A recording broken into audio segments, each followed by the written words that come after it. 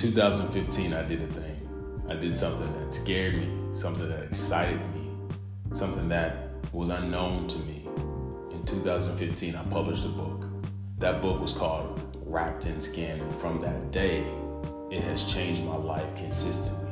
Almost daily, it has affected me. And my hope is that everyone who's picked the book up from that time has had some impact, been impacted in some way by the words on those pages. This is an opportunity for us to unpack those concepts, to really dive deep. The producers will ask me questions about my journey. Have the concepts changed? Have they evolved? If so, how? You'll get a front row seat to hear me talk to people about what it is to live a life of purpose. What is existence? What is life itself? Why are we here? You'll get to ask your questions, have comments heard and talked about on the show. And maybe at some point, some of you will have an opportunity to come on and talk about your own personal experience and your own life's journey. My name is Justin Jamar Grooms, and I want to welcome you to Wrapped, the podcast. You can't read this, but it says purposes with an S. And so I'm really glad that you mentioned that. Yeah. I think that when I was writing that book, and when I started talking to people about purpose, even way before I wrote the book, and I was stuck on that for a while because I thought, man, all right, well, yeah, we're all here for a reason. You got to figure out what that reason is. Then I had to reconcile that because I'm like, well, we grow and we evolve. So there must be multiple things that I'm supposed to do. Like, I'm not just supposed to do one thing in this life. There should be other things I'm supposed to do. And so what I came to realize is that there's a through line, right? There's a through line between through your purpose. Like your purpose is really connected to your intrinsic gifts and talents. So I'm sitting here with certain intangibles. There's certain things that I have that no one else has. There's certain things that I can do that no one else can do. There's certain things I see that no one else can see. And on the other side of that, because I can see them, I have a remedy to fix them. So that can be, again, that's the through line. Those things are with me throughout this entire life. So as I come into situations where I can apply my intrinsic gifts and talents, I can apply my ability to see certain things, I can apply my problem solving abilities. And that can be multiple things over the course of my life. It's really just about utilizing your gifts to affect the situation as you are involved in or as it comes up. So I can say, well, my purpose was to write Wrapped in Skin, right? Yeah, I did that in the moment that it was needed. So when I had the wherewithal, the time, the tools necessary to bring this book to life, I did it. And I used my intrinsic gifts and talents to do it.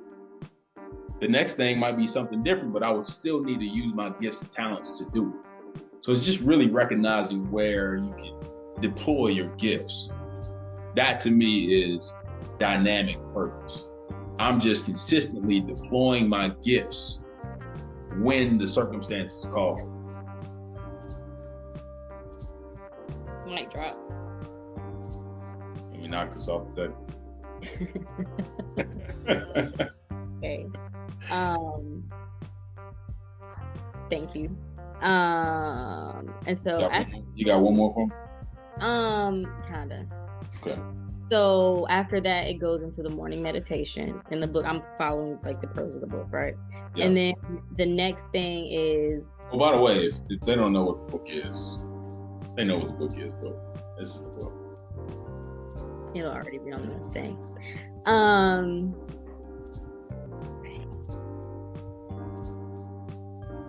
Okay. Dang, like my whole never mind. We can't see you anyway. Thank God. So on the next page, it goes into a breakdown and then leads into the evening meditation. But on the next page, which is 7, the top of it I don't know why this really stuck with me, but it just says remembering God. And then the first sentence is, you do not have to be afraid or doubt yourself. You are the embodiment of God's incredible idea. And I think maybe that's a good place to kind of, how do you remember God? Well, no matter what your spiritual beliefs are, whatever your God is, right? Because God is, for all intent and purposes, it is you. It's who you were created to be. It is the God in you, right? Like who you are. So how do you remember? Well, so I wrote this little poem in I think it's chapter 1. It's called The Sleeping Child, right? And part of what I did when I was writing this book was I researched a lot of psychologists and psychiatrists. You know, I looked at Freud and Carl Jung and, you know, all these different people. And there was this concept I came across where, you know, when you're dreaming, dreams are typically suppressed desires or remembering of certain experiences, but they manifest themselves in multiple ways in the dream state. So then I started thinking, well, what would a baby be dreaming about? What suppressed desires would they have, or what memories to this point have they created? And the answer is none. They don't have any suppressed desires, or they don't have any memories that they're. But when you watch a baby, you ever watch the baby sleep and they giggle and laugh? And, like what experiences have they had that brings them to laughter as infants? What suppressed desires have they created as infants? And so what I believe is that, because when you're born, again, this is the spiritual component of wrapped in skin, but I believe when you're born, you are closer to God, your source, than you ever will be your entire life. Because the more you exist in this physical plane, the further away from God in spirit form that you get. And so I believe that connectivity between the infant and God is palpable at that time. Like it's strong. And so they're remembering something that we've long forgotten. And when I feel like I've connected with God or remember God is when I do something that feels right. It's like, man, this just feels like it's what I'm supposed to be doing. And it could be for a moment. It could be for a few years. It could be, you know, however long. But when you're doing it, it just feels like, yeah, this is it. Like, this is the thing, right? That is, to me, when I have remembered God and remembered the purpose that was instilled in me and wrapped up in me before I came to this world. And I try to find those moments every day and lean into it. Oftentimes it's scary. Like, I remember when I first started writing, I'm not the best writer. I never would claim to be the best writer. But when I write, it feels good. And so when the doubt showed up, the doubt said, hey, you can't write. What do you mean, right? You never take any write. Well, I took a technical writing class in college. I was bored out of my mind. What am I doing in this class? And because I was bored and not intrigued by it, I didn't do well. But part of the reason I wasn't intrigued and didn't do well is because somewhere in my mind was the doubt that I was a writer. It felt good to write, but I doubted it. So if I leaned into that, it was like, yeah, God was telling me, this is it. This is part of what I created you to do. Do it. But then the doubt showed up. So that's how I remember God in those moments where it's like, this feels good. I can't explain why it feels good. It doesn't feel good analytically. It just feels good deep down in deep recesses of my spirit. That is how I remember God. And I honor God by pushing into that thing that makes me feel good, even when the doubt is present. So you remember him when it feels good. You honor him when you push into the feeling of it. You know, yeah. And it's hard to remember God when it's loud. Again, we go back to this meditation. And when I was growing up, I grew up in this traditional Southern Baptist household. We were in church, and I don't know people like that was in church every day. I wasn't in church every day, but I was in church Sunday early because my mom was a Sunday school superintendent. So I was in Sunday school, church, sang in the choir rehearsal on Tuesday, prayer meeting on Wednesday. And then we had, in the summertime, we had like Bible conventions, Bible competitions. So we were like training or practicing on Saturdays. So I was in church a lot, you know, and I just always felt like if I wasn't doing what felt good, I wasn't doing it at my highest capability, whether it was church stuff or stuff outside of church. And I just try to push into that every day and meditate. When we talk about meditation, a lot of times people say prayer, and prayer can be meditation, but I don't think it has to be one and the same. Like the meditations in the book are just, a lot of them are mantras, like really just talking to yourself, speaking into yourself, getting more confident, more comfortable, following that voice that's within. Right? That's really meditation, sitting with God in some way. Prayer to me, now some people say prayer, we're going off on a tangent. Some people say prayer is asking God for what you want. Well, if you pray every day and you ask God every day for what you want, it's not to say God's not going to give it to you. But if me and you are friends and every time we communicate, I'm asking you for something, how's that relationship going to work out? So prayer to me sometimes is just sitting with God, thanking God. And so when I talk about prayer and meditation, I use those interchangeably. And I'm not an ordained minister or anything like that, but I use those terms interchangeably because I think they can be one and the same. Prayer is honoring God in the way that you just sit in the presence of God and allow whatever you feel about God to be imposed upon you. And that's when you remember God. That's when you remember God and honoring him with your actions. So, yeah. A lot to unpack. It is a lot to unpack. Let's see where I want to start. What do you think? You were thinking something when I was talking. I saw the wheels. I was just agreeing mostly. I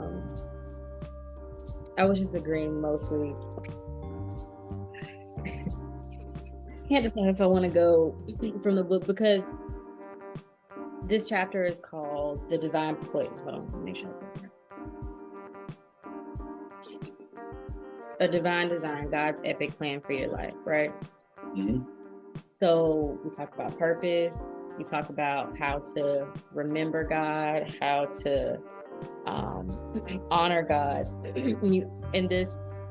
You also mentioned free will. Yeah. In this section as well a little bit. You got time to go here? Yeah, let's go. Oh, we don't have time. I just kind of want to tease I'll a touch little on it, bit. I'll touch on it. Yeah, I would love for you to talk about that because, you know, you and I differ in that I truly believe that what is meant to be is going to be, no matter what. I think that there are things that we have control over, but I don't know, I just can't believe that a God who designed the cosmos would really trust me to really grab the wheel completely and be like, you got it the entire time. So, I feel like there are certain things that have to happen in your life in order for God's plan to be carried out while you're here on earth. So if you are at least, and let me say this, the caveat is that I think things will happen when you're connected to source, whatever your source is. I think when you're connected, I think that's why I can believe that because I have a trust in God, right? I have a trust that nothing is going to be bad for me. What about those people who don't though? Well, you share. What do you think about the people who don't? Yeah, I don't believe in a que sera, sera. I don't believe in like what will be. I don't think that is a thing. I think you know, I use this analogy often. Like there's a street outside my house, right? Now let's say I never stepped foot on that street or never drove down that street. I may argue with you that street doesn't exist because I haven't experienced the street. It doesn't diminish the fact that the street exists. And it's the same thing with purpose. Like I can say I don't have a purpose because I haven't jumped onto my purpose path. It doesn't mean that the purpose doesn't exist. It still exists. I think that God loves us in such a way that he gives you everything that you have to make a decision and then allows you to live the consequences. Now, if you look at my Instagram, it says laced with grace, because I believe grace is what happens when you make the quote unquote wrong decision. And God says, let me pick you up, dust you off, and put you back on the right path. That's grace. And that happens every day. But if you go off the path, I don't know that there is always, and I'm not God, I don't know that there's always an opportunity for you to get back on. Like there could be sometimes some missteps that just you can't recover from, right? I think that we are co-creators of our destinies. We, in conjunction with God, co-create our destiny. The blueprint can be laid out for us. Our intuition is telling us to do a certain thing. And then we, on our own accord, decide to not follow the blueprint, not trust our intuition, and do something that is outside of our purpose. And then the consequences happen. I think if we all had a predestined destination, because I believe God to be omniscient, omnipresent, benevolent. I believe if we all had a predestined destination, that we would be living in a utopian society, that this would be paradise. But I think what happens is people have things that they're supposed to do, they just choose not to do it, or they decide that doesn't fit their comfort level, or whatever the reason is for them not doing what they're intrinsically and uniquely designed to do. They choose not to. And that doesn't mean if you know, God forbid, I go choose to do something that is detrimental to myself or my friends and family. It's easy for me to say, oh, that was just predestined. No, bro, you had a choice. Your ego decided that you were going to do that. You know what I mean? And I think it's so easy for people to just say, yeah, that wasn't meant to be. No, the decision you made wasn't meant to be. You made the decision outside of what the will was for your life. There's a will for your life that you're designed, right, to fulfill. There's also will that you have. It's like your parents. If your parents said to you, look, and I don't know, this may be, your parents may not be the best decision makers. I don't know for sure, but I'm just saying, like, if your parents said to you, look, I've been down that road, I'm not going to allow you to go down that road. I don't want you to go down that road, right? And I'm going to do everything in my power to keep going down that road. How many times have you still gone down that road? So that's the thing. It's like, yeah, they could lock you up in your room and tell you not to do it, and put a chastity belt on you and tell you not to go sleep with that boy or whatever it is. You know, they could do that stuff. And God could do that to us. But if they did that to you, they locked you up in your room, put a chastity belt on you, and didn't let you out except to eat and take a bath, would they love you? Is that love? Even though they know what's best for you. So that's the same relationship we have with God. God could say, yeah, this is what you're going to do, and you cannot deviate from this path. Otherwise, it's going to be severe and swift consequences. But is that love? No, love says, hey, look, let me tell you something. This is what you should do. This is why you should do it. This is how you should do it. Now you decide. That's love. And I think when you get to a point in your relationship with God, you respect him enough, he respects you enough, you have this relationship with, and again, I'm using him. Don't get caught up in semantics, right? I think that's part of the problem when we talk about, we have a conversation about God, is that we get caught up in semantics, universe, him, her, whatever. When you develop a relationship, you know the difference between when someone's loving you through a situation or controlling you through a situation. And controlling is not love. So I believe God loves us, and I believe we get guidance, and we have a choice whether or not we accept that guidance or we listen to our ego or go that way. Well said. I found the poem. You're welcome. Oh, yeah, I did. Yeah. Yeah. That's one of my favorite. That's one of my favorite poems that I've ever written. I hope people buy the book and read it. Because I'm not going to read it. Do you have anything else you want to share? No, I think we covered a lot. Yeah, we did. That free will. Wow. Okay.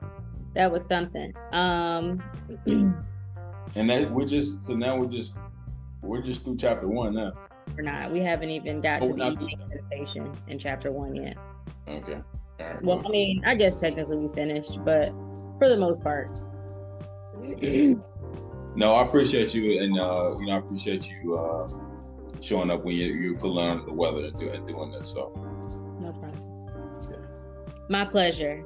Anything you want to leave the people? Actually, let me. Let's do this. Let's leave them with. You want me to read? I'll read the morning meditation. Is this are we at the morning meditation? Oh, you can't read the meditation. Okay. I won't. Let me do this. I'm gonna read the evening meditation, not out loud, but I'm gonna read it to myself, and then I'm gonna take something away from the evening meditation. I won't leave the people. Right? Is that cool? Love it, genius. All right. All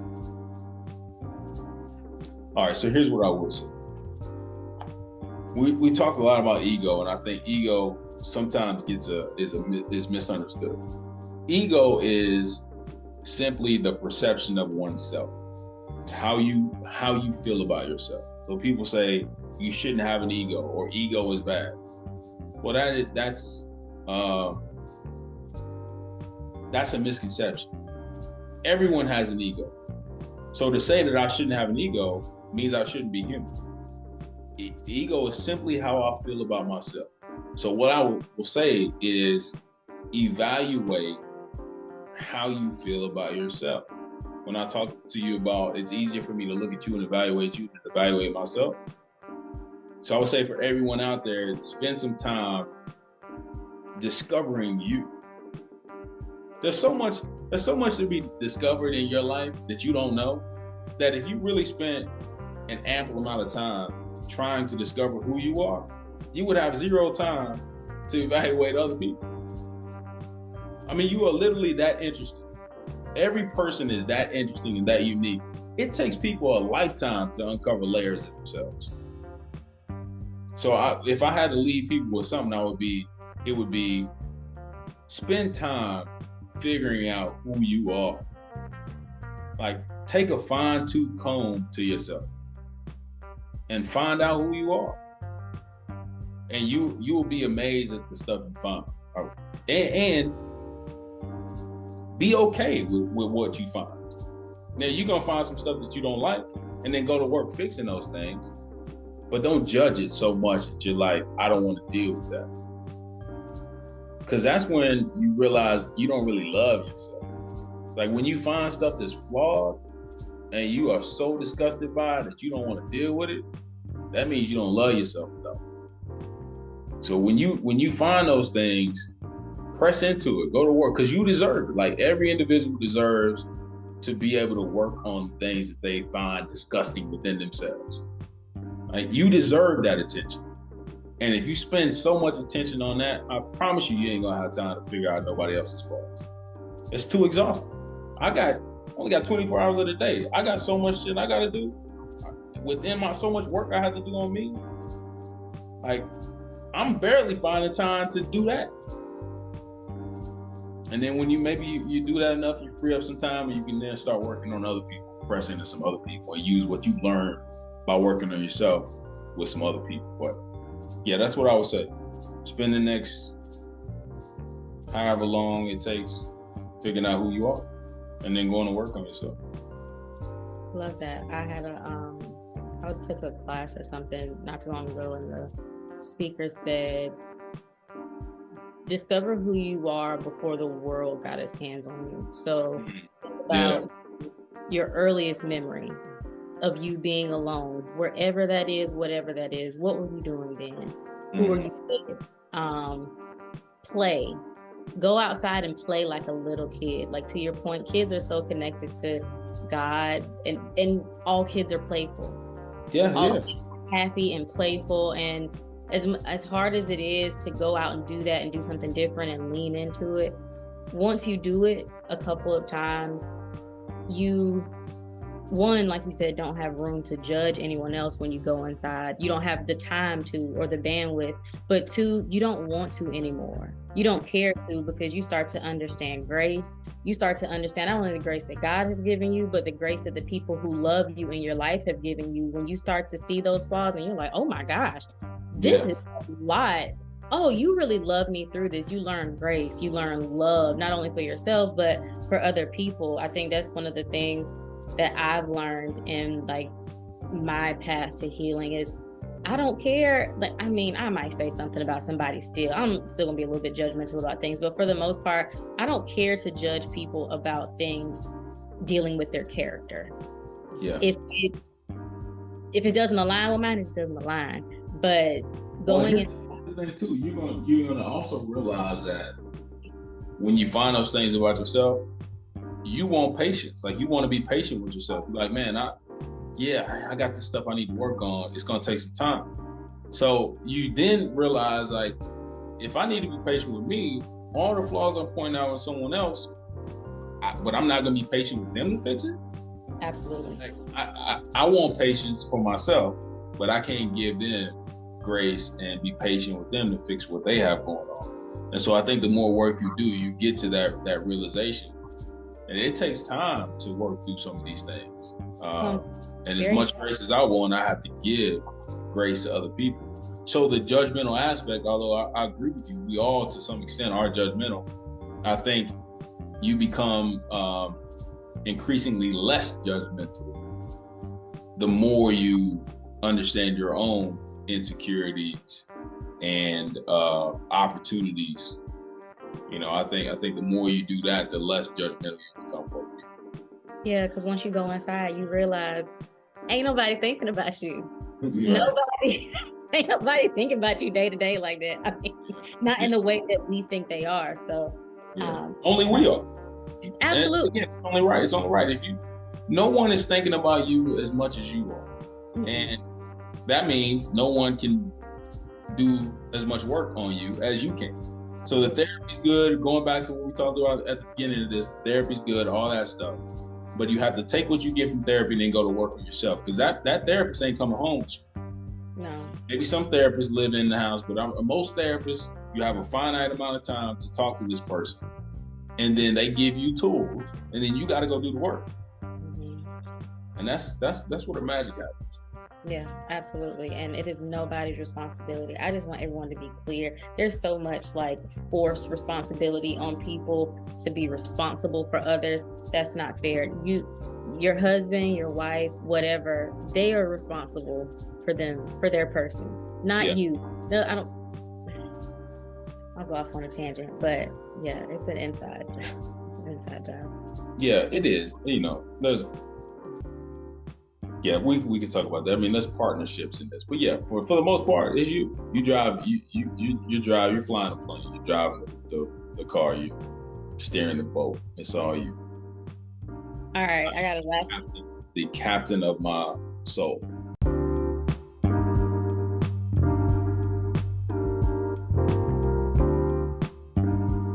That's a wrap for this episode, pun intended. I want to thank you for joining us. We hope that you learned something about yourself. Hopefully you heard something that you had otherwise never thought of in that way. We welcome your comments. Please share, subscribe, talk about this with your friends. Our goal is to talk next time about something that you want to hear specifically. So comment, message us, email us, let us know what you want to hear, what you want us to talk about, what you thought about this episode. And we'll catch you next time. That'll be good.